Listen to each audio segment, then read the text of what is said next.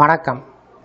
இந்த வீடியோவில் சற்று முன் 11/8/2026 ஓய்வூதியர்கள் மற்றும் பென்ஷன் வாங்கும் முன்னாள் அரசு ஊழியர்கள் சார்ந்து 3 புதிய அறிவிப்புகள் வெளியிடப்பட்டிருக்கிறது.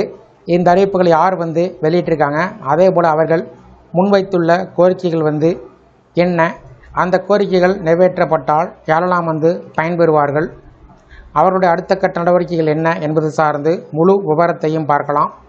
இந்த வீடியோவை தொடர்ந்து பார்க்குறதுக்கு முன்னாடி நம்ம சேனல் இதுவரைக்கும் சப்ஸ்கிரைப் பண்ணாதவங்க சப்ஸ்கிரைப் பண்ணிக்கங்க. திண்டுக்கல்லில் தமிழக சத்துணவு அங்கன்வாடி ஓய்வூதியர்கள் சங்கத்தினுடைய வட்டார மாநாடு நடைபெற்றது.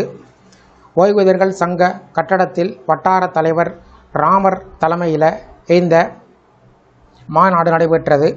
மாவட்ட தலைவர் வேலுச்சாமி அவர்கள் பங்கேற்று உரையாற்றினார். அதில் ஓய்வூதியதாரர்களுக்கு குறைந்தபட்ச பென்ஷன் தொகை ரூபாய் 6750 வழங்க வேண்டும்.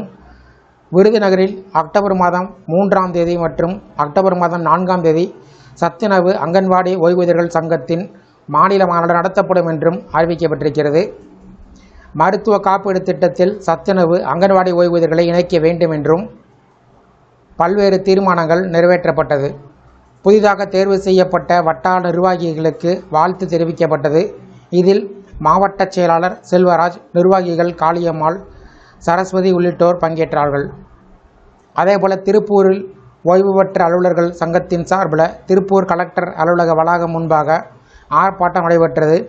திருப்பூர் மாவட்ட தலைவர் தட்சிணாமூர்த்தி தலைமையில் இந்த ஆர்ப்பாட்டம் நடைபெற்றது. இதில் நிர்வாகிகள் குலோத்துங்கன், பாலசுப்ரமணியன் ஆகியோர் கோரிக்கைகளை விளக்கி பேசினார்கள். மருத்துவ காப்பீடு திட்ட அரசாணை எண் 123 உள்ள குறைகளை களைய வேண்டும். திட்டத்தில் இணையவும் விலகவும் திருத்தங்கள் செய்யப்பட வேண்டும். பிரீமியம் தொகையை 644 ரூபாயிலிருந்து 390 ரூபாயாக குறைக்க வேண்டும் என்பது உட்பட கோரிக்கைகள் வலியுறுத்தப்பட்டது.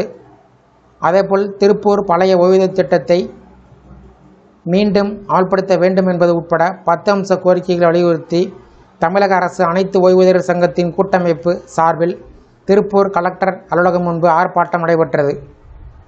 பாலச்சந்திரமூர்த்தி இதற்கு தலைமை தாங்கினார். சண்முகம் வரவேற்றார். ஓய்வு பெற்ற பள்ளி கல்லூரி ஆசிரியர் நலசங்க மாவட்ட தலைவர் நட்ராயன், ஓய்வு பெற்ற மின் ஊழியர் நல அமைப்பின் கிருஷ்ணகுமார், துரைசாமி, மேகவர்ணன் உட்பட பலர் பேசினார்கள். மத்திய அரசினுடைய 8வது ஊதியக்குழுவில் உரிய ஓய்வூதிய உயர்வு வழங்க வேண்டும். பங்களிப்பு ஓய்வூதிய திட்டத்தை கைவிட்டுவிட்டு பழைய ஓய்வூதிய திட்டத்தை அமல்படுத்த வேண்டும். 70 வயதிற்கு மேற்பட்டோருக்கு 10% கூடுதல் ஓய்வூதியம் வழங்கப்பட வேண்டும். குடும்ப பாதுகாப்பு நிதியை 1.50 லட்சம் ரூபாயாக உயர்த்த வேண்டும் என்பது உட்பட கோரிக்கைகள் வலியுறுத்தப்பட்டன. இந்த 3 அறிவிப்புகள் சார்ந்து உங்களுடைய கருத்துக்களை கமெண்ட் செக்ஷனில் கமெண்ட் பண்ணுங்கள். இந்த வீடியோ பிடிச்சிருந்தா வீடியோக்கு ஒரு லைக் பண்ணுங்கள். இந்த வீடியோவை உங்களுடைய நண்பர்கள் மற்றும் உறவினர்களுக்கும் ஷேர் பண்ணுங்கள். நன்றி.